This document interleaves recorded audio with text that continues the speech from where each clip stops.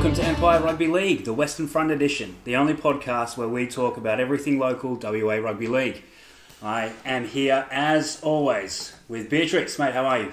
Not bad, mate. Finally recovered from a big week of rugby league in Western Australia. Yeah, how good.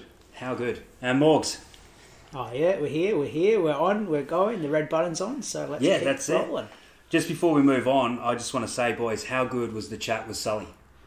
Absolutely amazing. If anyone out there hasn't had a chance to have a listen to it yet, please go back and have a listen. Yeah. An incredible character and some good stories as well. Yeah, it's great. Good fun. Beers after were even better. So. Yeah, the story just kept rolling. It's kind of hard to stop that train when it's on the tracks. Cool. All right, so we're going to kick off with our junior roundup. No senior footy last week due to the Dolphins game. So, our under-13s boys, we had Joondalup 18 versus Kalamunda 26. We had Kwinana 40 over Fremantle's 14. Willagee's 42 over Ellenbrook 0, with Rockingham having the bye. And then in the under-14s boys, we had Kalamunda 66 over Joondalup 0. We had Alkimos and South Perth having a 32 all draw. Rockingham 32 over North Beach 16. Kwinana 40 over Fremantle 24, and Ellenbrook 52 over Serpentine 0. Just before we move on to the 14s girls, boys, with there being no senior games on the weekend, I believe that there was quite a few senior referees that got out and refereed junior footy, just awesome. so they could get a run in, but also get back to the junior game as well. So that was awesome to see. So absolutely. Shout out to everyone that did that. That's awesome. So moving on to the 14s girls, Fremantle 36 over Kwinana 0, Willagee 32 over Ellenbrook 12, and Joondalup had the bye. And then to the under-15s boys, we had Alkimos 42 over Rockingham 0.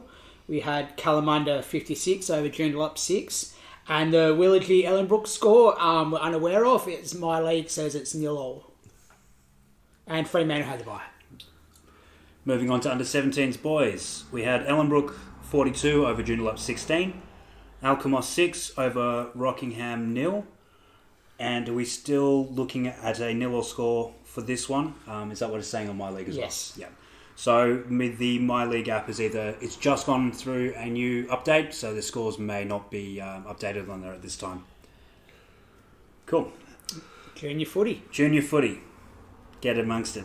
Gotta love it. And loving the refs to get down and do the games as well. Absolutely. Moving on to the topic for the week, boys. Talking about representative team selections this week. We've kind of touched on it a few times with CAS Championships, the RISE program that goes on. What are some of your thoughts around how the selection goes and the process behind selection? Well, I mean, Beatrix, you've probably been the most involved, obviously, as a player. So I guess what's your experience around that, if you're... Yeah. Well, from what I led to believe when I was playing was... there was a big selection panel, I guess you'd say. So it was more widespread, and it was picked a lot from games through the year. That was possible because we did start seasons a little bit earlier than what we start now. I suppose at the moment it's with the coach in place still being a player, it would be very difficult for him to get out there and watch games. So I think maybe that's a bit of an issue. As to why basically things have been picked from what I can understand out of the Anzac Challenge, and well, it just seems like off the back of reputation, really. Yeah. So looking at like the men's squad specifically, I think there was 5 players in that state squad that didn't play the Anzac game, 4 of which were named in the initial Anzac squads, and obviously for what availability, injury or whatever, didn't play. So there's only 1 player that's sort of come into that state squad out of not in the Anzac games, from what I could see, looking at a bit of research and a bit of reviewing of posts from the governing body and stuff like that. In the last couple of years, from my understanding as well, we've had more of an open trial selection. Yes, especially for the women, I think. Yeah. Do you think that that's something that devalues it if it's a regular season? competition. I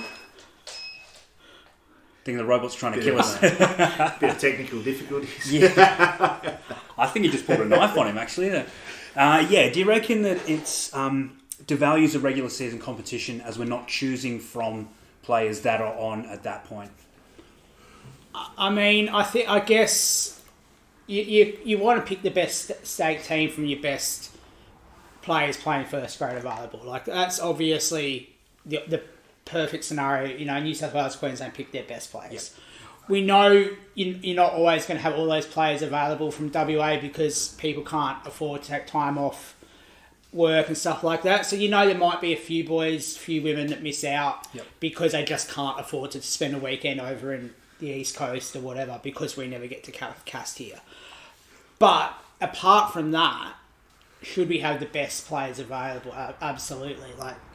And surely your best players are the ones that are in form week in, week out, playing. Obviously, the Anzac game, you know, we used to talk about City Country used to be a trial for Origin. Yeah. Obviously, over time, that sort of disappeared and they got rid of City Country as a result. Obviously, I'm not advocating to get rid of Perth City, Perth Kiwi by any means. It's great. But that sort of maybe it should be looked on in importance as a trial, as an opportunity to present at a slightly higher level than the week-to-week club footy. Yeah. But if you're nailing week-to-week club footy and have an off-week playing for Perth City or Perth Kiwi, or you've got a slight head knock or a slight hammy issue and you miss that one game, your state chances shouldn't be gone. Correct. No, I like that. But it's also like the women playing the Perth, the Anzac Challenge, they had no lead-up, they had no games beforehand. Yeah. And then, like, the women's proper season didn't start till a few weeks after that. Yeah, correct. And then the men's season, like, we had 3 weeks off. We had 2 weeks and then we had 3 weeks off. It makes it very hard to pick from footy if there's no footy. Yeah. Yeah. So, and there's only been a couple of weeks of footy before that. Yeah. And again, there is an issue that Anzac is Anzac. It's like we said before, you want it then, so that's just one of the problems, I guess. You can't start the season that much earlier. But it is hard if that's your main selection trial, I guess. Do you boys know if there's a board of selectors or anything? Do you know anything about the process of who picks who? I don't know.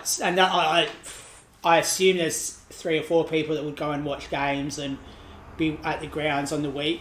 Yeah. But I don't know. I haven't ever heard of anything. This seems to be a common occurrence, doesn't it? That just there's a lack of information out there about how things are run and done in rugby league in Western Australia. And look, we may sound a bit like a broken record with this particular thing, but again, having an operations manual to refer to in this, it definitely would help with some of the clarity. With the selectors, I mean, in my mind, whenever I've sort of looked into this, the idea is you have a board of selectors that are actually not involved with any one club or any one entity. They stand apart from anyone and are able to pick players with no bias involved. So if that's how it's done, again, I'm not really sure myself how this goes. We've spoken about it with Rise and with other junior competitions about selection process and the board. Perhaps so that's why the open trial is there. There's this idea that maybe there's not a board, maybe they just get all of their eggs in one basket and pick from there in the few times they get a chance to see it. But we also talk about this idea that players coming in on reputation. I think you have to paraphrase one of the favourite quotes here at Empire about past performance not being an indicator of future performance. Going off the back of reputation, it can never really be a good thing because you don't know, especially in the amateur game, how someone's going to perform the next year. You know, that's whether they've had a bad off-season, injuries, if you said, or other things like that. So, yeah, I mean, I think one counterpoint to you saying, you know, going back to that selection panel and saying a selection panel with no club affiliation. I think realistically, everyone involved in the game's got a club affiliation, but I think what that would mean is not directly associated with those senior teams. So maybe, I think Sully, in one of our off-air chats, mentioned about him having been a selector in the past, was obviously involved with the junior side of the footy. Yep. So those sorts of people that know the game, understand the game. Of course, everyone's got club involvement. All of us have club involvement because it's a community game. But having people that are that slightly removed from any on-field connection to senior players, if you can, is probably what I would lean to as my preference. from the outside in. I'd be interested to know, like, because all the first grade games should be recorded, so there should be a copy of the games going around for All senior games whatever to be viewed each week. So I would be interested to know if they sat down and watched each game each week. Well, like all senior games are recorded. They're all on the Goose Step face YouTube page. So I know us boys, we watch our games and watch ourselves get smashed and all the silly stuff we do in third grade. But yeah, so the first grade games are absolutely on there. Obviously, one's with commentary, the other two are without because they're not stream games. But everything's accessible. So you could pick a best WA team from England. Yeah. Like if you were watching those games, you could be like this player, that number. That's my squad. Yeah. You know, Donald Trump could pick the team if he knew rugby league and watched the 3 games a week. Yeah, I don't think like it's sort of a problem with the open trials that we spoke about before, and also like with the junior rep teams. Also, it shouldn't be picked off of just a weekend or a one-off game because like it's easy to look good in one game. Yeah, but it's what you do week to week. That's right. What happens if you play a little bit harder opposition? What happens if key positions in your team go down injured? So then you've got to step up. That's right. Is that player going to be able to do that without certain players around him? Or so these are the sort of players that I suppose you'd want in your team. But if you're not watching week to week and you're just picking it off one game, it's very difficult. Yeah, and it's obviously harder with juniors because other than the 17s, the junior games don't have to be recorded. Whereas senior games at the moment with a 16 first grade comp, there's 3 grounds. The juniors are looking at 5 grounds potentially. So there is barriers there that make picking an under 15s or under 16 boys girls seems harder.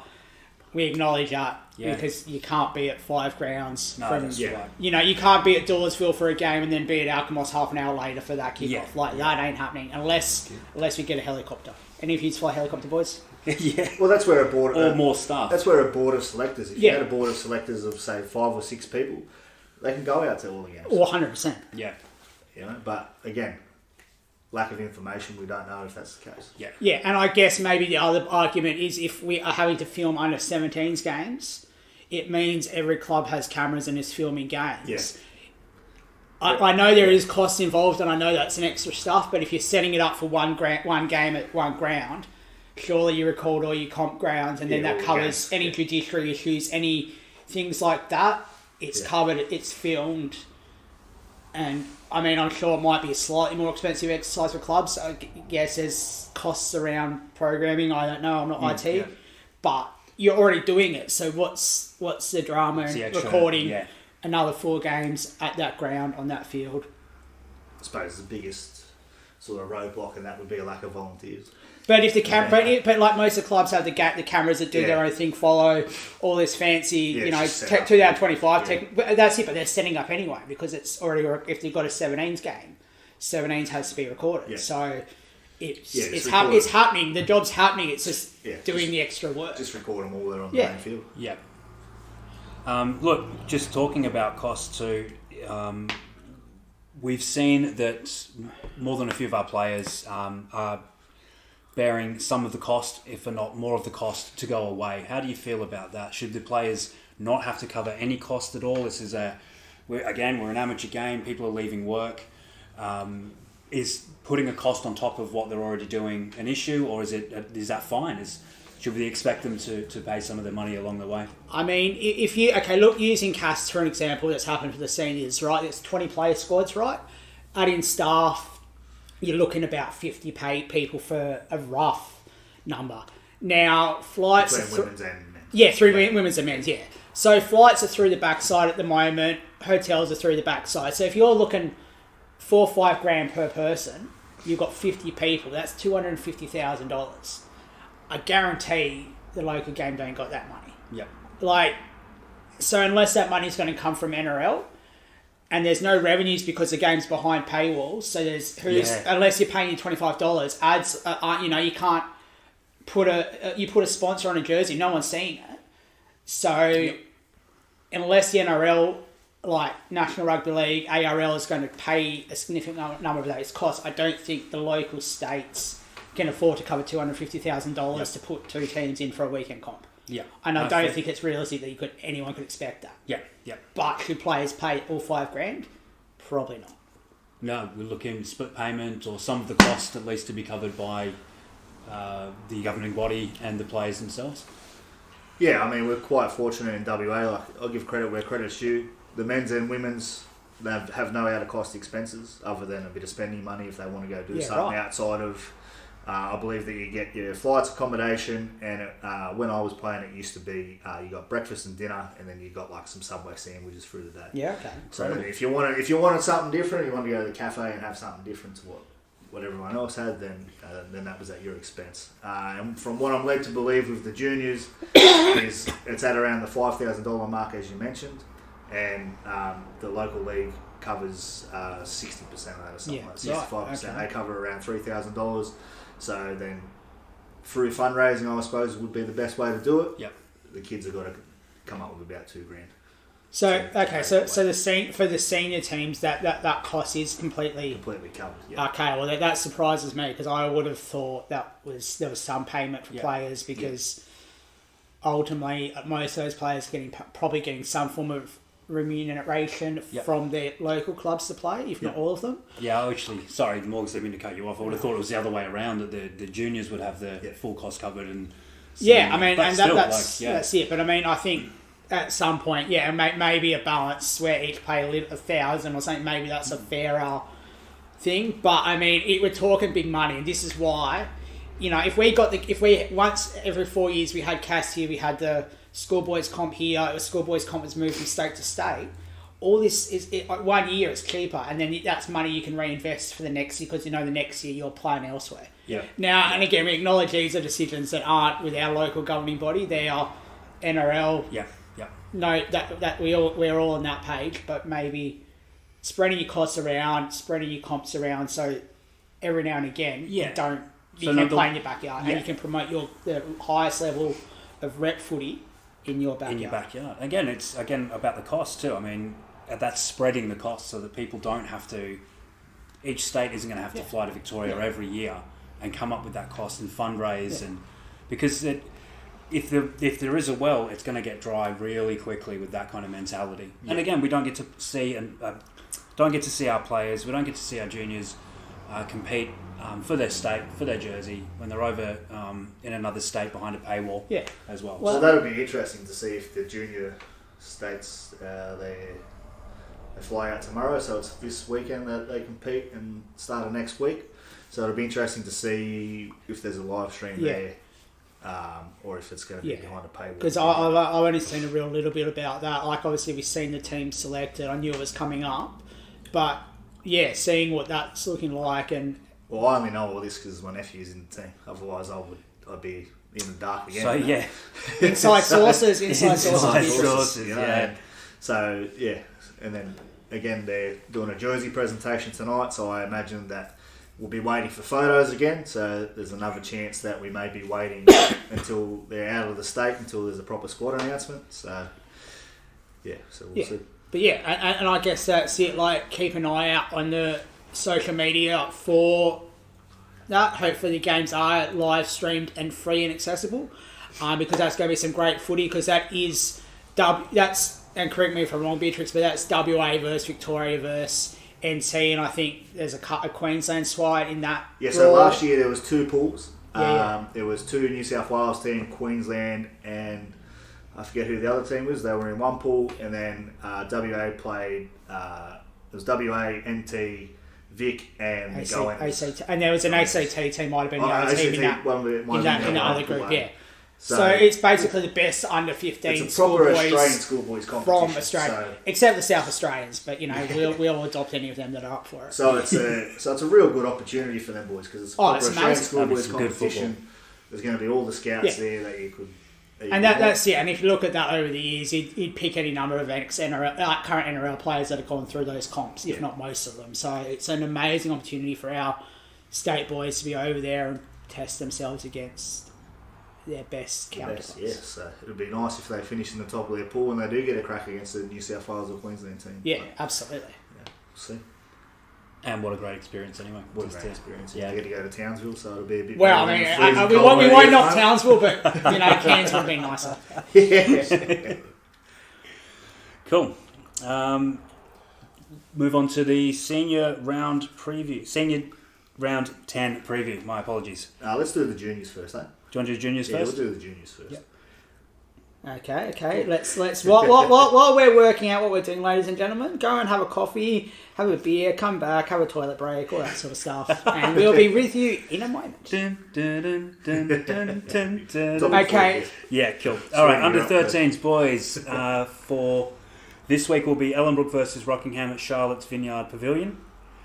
Kalamunda versus Fremantle at Hartfield Park. Willagee versus Joondalup at Weber Reserve, with Kwinana having the bye. Here we go. This is Okay. what the fans have been waiting for. Morgs to announce Ellenbrook's home ground again. Under 14s boys, we have Ellenbrook versus South Perth at Charlotte's. No, okay, we'll be serious, but Ellenbrook, get yourself a sponsor. I don't have to do it. At Charlotte's Vineyard Pavilion.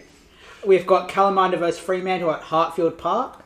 Rockingham versus Alkimos at Franklin Offshore Stadium. Kwinana versus North Beach at Thomas Oval. And Serpentine versus Joondalup at Weber Reserve. In the under 14s girls, we've got Ellenbrook versus Fremantle at Charlotte's Vineyard Pavilion. And we've got Willagee versus Joondalup at Weber Reserve, with Kwinana having the bye. And then under 15s boys, we have Kalamunda versus Fremantle at Hartfield Park. Rockingham versus Alkimos at Franklin Offshore Stadium. Willagee versus Joondalup at Weber Reserve. And Ellenbrook have the bye. And under 17s boys this week, Ellenbrook versus Alkimos at Charlotte's Vineyard Pavilion. Rockingham versus Fremantle at Franklin Offshore Stadium. And Kwinana versus Joondalup at Thomas Oval. So, as ever, ladies and gentlemen, boys and girls, we've got games from Ellenbrook to Kwinana, out to Forest Field, all over the place. So get down, your local club, your local teams, support them. Going to be great for you. Question for you before we move on to the seniors, boys. With the 15 state team going away this weekend, given that we shut down competitions for senior state teams going away, should the 15s boys had a bye this week? I mean, it would make sense. It would make sense to have that. Like, obviously, and we know, obviously, there's a few of the under 14s boys in there as well, but there's only a handful, I think, at most, from my understanding. But, yeah, having the under 15s boys, and was the under 16 girls, are they away now or are they away later in the year? Because there might be no under 17 girls competition, so forget that point, ladies and gentlemen. But, yeah, it makes sense. If we shut down, obviously, Val Murphy Trophy had a bye, so we could field prem teams for when the cast was on. So yeah, maybe just sort of seems like, if it's good for one, it should be good for all. Yeah, and like especially for some, there's some clubs that are sort of tied on for numbers. Yeah. Is it better having their 14 step up, or is it a good opportunity to have 14 step up and play maybe back up for the boys off the bench and have that run? I guess there's an argument either way, but I mean, a bye would probably make more sense to me. Yeah, well, we'll see. Yeah, well, I mean, we'll see. Right, We'll look at the results and hope, See as the long as there's results. no forfeits, I guess having the result was having the games played is probably fair enough. That's so right. we'll keep an eye on next week, Yep. and we'll see. We'll maybe have a bit more of a follow up. Stay tuned. And if anybody wants to reach out with their own personal experience around that, any parents or kids that are around that, let us know. Or reach out for any state rep footy experiences as well. Tell us your yarns. If you're good enough, we might get you down to our lovely studio here and get you on the potty. Okay, so we'll move on to our senior round 10 preview. Kicking off, it's going to be the Women's League tag. We have Joondalup versus Kwinana at Admiral Park, South Perth versus Fremantle at George Burnett Park, North Beach versus Ellenbrook at Blue Force Park, and Alkimos versus Willagee at Blue Force Park, with Mandurah having the bye. And in third grade, we got Mandurah versus Kalamunda at Admiral Park, Alkimos versus Willagee at Blue Force Park, North Beach versus Ellenbrook at Blue Force Park also. And for some weird and wonderful reason, we've got 4 teams having a bye this week in third grade in Kwinana, South Perth, Rockingham and Fremantle. My knee needs the bye, so I'm very thankful. Moving on to Val Murphy, we have Joondalup versus Kalamunda at Admiral Park. We have the Southern Derby, Kwinana versus Rockingham at Admiral Park in Joondalup. We have South Perth versus Fremantle at George Burnett Park. We have Alkimos versus Willagee at Blue Force Park. And North Beach versus Ellenbrook, also at Blue Force Park. And the Women's Premiership, I cannot wait for this game between Ellenbrook versus Willoughby at Charlotte's Vineyard Pavilion. And we also have Fremantle versus Kalamunda at Charlotte's Vineyard Pavilion. Also, with the Joondalup Giants getting the bye. Boys, with Ellenbrook and Willoughby being a live stream game, how do we think this is going to go? Brutal. Great. After the last game, obviously Willoughby got up. I think in a tense game at times, from what we've been led to believe. So I think it's going to be an absolutely brutal affair. Both clubs got a point to prove. I think especially Ellenbrook at home. Yep. They won't want to cop 2 losses to the Bears back to back. Yeah, a bit of chatter going around too, that there was a few words said between people after the game, so I expect a bit of spice on the field and a few players going for other players, so it should be good to watch. As ever, I allude to it. Beatrix says it outright. That's how you walk here at Empire. I get spice, a little spice on the. Oh, a bit, but that's what salt footy's and pepper. right. Rivalry's about. You know, I played Yes. against my old clubs and people try and rip my head off. Good on them. No, that's it. It's Yeah. contest. It's rivalry. It's passion. It's what footy's about. It's supposed to be about, and undoubtedly beers after the game and handshakes, no dramas at all. Exactly. But That's let's what we let's just make sure we only give out what we're prepared to take back. Yeah, that's true. Yeah, very much so. I'm very excited for this game. Again, it's these two teams have just been absolutely dominating. Yeah. And it's the Pathways game too, which is great. We've been looking for these to be the killer games of the round, and sure. we're going to get it delivered for us this week with that one. And then we got Fremantle versus Kalamunda. I'm keen to see Fremantle bounce back after being a bit off of where I thought they would be the last few games, and Kalamunda, I'm keen to see them improving week on week. Yeah, I think that's it. Kalamunda, they've shown the fight. They're keeping in the battle. They've obviously, in the last couple of weeks, been scoring a few tries, putting on a bit of pressure, and it's been coming off. Hopefully, I think they've had a couple of weeks off. There's no footy last week, and I think they had the bye the week before, so hopefully they put that time to good use. Yeah. A bit more depth in the squad, and hopefully we see Calla getting a win this year, and as good a time as any to do it. It's going to be cold. Yeah. It's a bit closer for them than it is Freo. It's up to Ellenbrook, so you never know. Yeah. Sort of on the same. Fremantle's kind of maybe dropped off a little bit from where they should be, but watching Kalamunda become more confident, scoring the tries and staying in the fight, as Morgs has said, has been incredible to watch. I'm really proud of the team that are staying in it. They're not shying away and learning the lesson every week. So whatever happened the last week's happened. Now we just keep moving forward. And, that's rugby league, isn't it? That's what you want to. That's what you want to see from your players. Yeah, that's right. Cool. All right, moving on to our men's premiership for this weekend. We have Joondalup versus Rockingham at Admiral Park, South Perth versus Fremantle at George Burnett Park, and North Beach versus Willoughby at Blue Force Park. Lads, what do you reckon? I mean, I think looking at these 3 games for different reasons, you could argue why each and every one of these games would have been match of the round worthy. So I think we're in for a really good week of first grade rugby league. Obviously, the South Perth Freo game is the game that's live streamed. Yep. But yeah, I think we're really good footy. I think we'll start with South Perth Freo. I think George Burnett Park. Yeah, exactly, George Burnett. So I think South Perth are probably going to go into this one as favourites. Freo's produced some good footy, but has had some probably a few misses as well in terms of results and games maybe not being as close as they would have liked. South Perth still looking like the team to beat, and I think South Perth probably get up on this one. But I think Freo is going to be desperate to prove they can be a premiership threat. Yeah, I don't know. Fremantle just haven't seemed to put it together properly this year. Yep. So I think South Perth will want to continue on their winning ways and really stamp their authority on this competition. Sweeney, Yeah, I agree. Look, the top 2 teams right now are South Perth and North Beach, both on 16 points. It'll become a battle for 4th between Willoughby and Fremantle. Fremantle again. Are you saying Joondalup's out of the race for 4th? Well, I don't think they are. I don't think they are. I don't think they are because Freo's not that far ahead of Joondalup or Rockingham. And I think it's that's only 2 points, and there's still we're only just past the halfway part of the season. Yeah. So there's plenty of time for improvement. Past performance, not a key indicator. But just going on what we've seen, I mean, if Fremantle keep on their skid, they'll drop.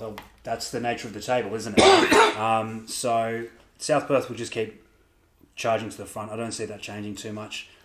Well, that's all right, because I was going to throw out, is it too early in the season to be calling Joondalup and Rockingham Spoon Bowl? Well, I mean, I think it is, but by the same token, if one club comes and wins most of those contests, I mean, yeah, that's enough. That could be enough if Freo falter to put them into that fourth spot. Rockingham have to win this week. Yeah, if Rockingham loses, I think if Rocco loses, unfortunately, that's absolutely them done and dusted. Yeah, but I mean, I don't think them losing is in any way a fait accompli. No, not at all. I haven't seen any team lists yet. Well, no, it's wait till tomorrow. It's only Friday, it's Wednesday night. I think without team lists, obviously it's hard for us to tip sometimes. But yeah, I think that Rockingham Joondalup, I think they've won all this year against each other. Yes. Yeah, I'm pretty sure. Yeah. So, and the last game was a 2-pointer or a 4-pointer. It was pretty close. Pretty close, yeah. So, and I think you said yourself that was the results didn't reflect the type of attitude and battle on field. So yeah. If Rockingham can put a consistent side together with the way they've been debuting their players, I would hope they would start to string some wins together and build that confidence. These games are just a sort of, whoever gets the bounce of the ball, really. Joondalup and Rockingham. Yeah. Rockingham get the bounce of the ball. The young talent, they get their tails up.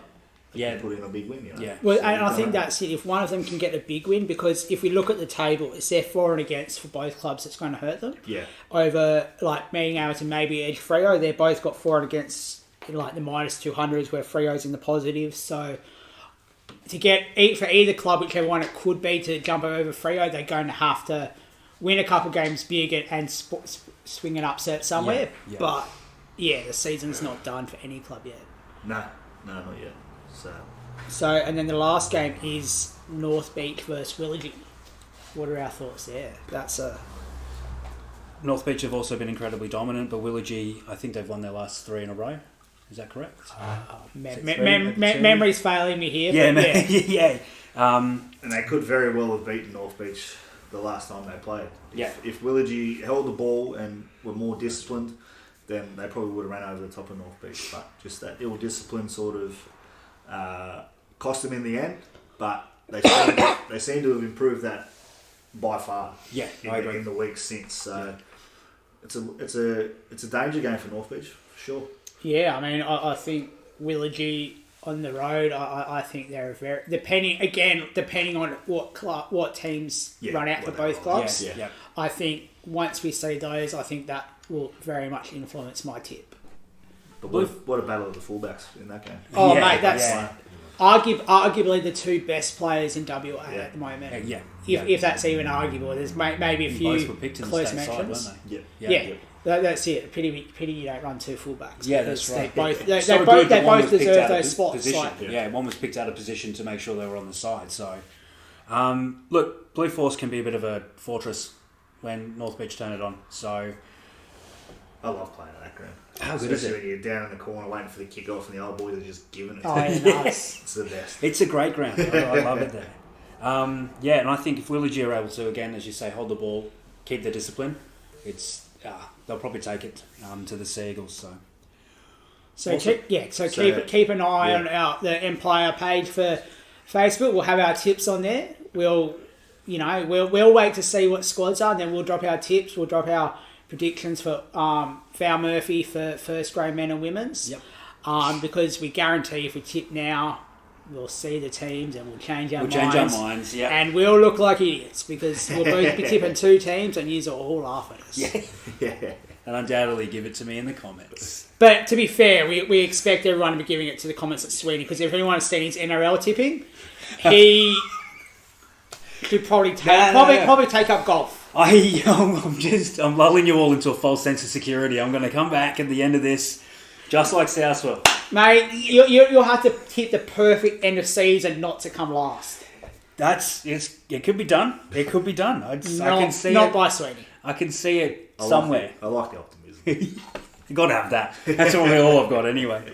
All right, so we're going to move on to our very favourite topic segment of this podcast. That's our local legends. And it's been I've heard it being mentioned in the public. How do we pick our local legends?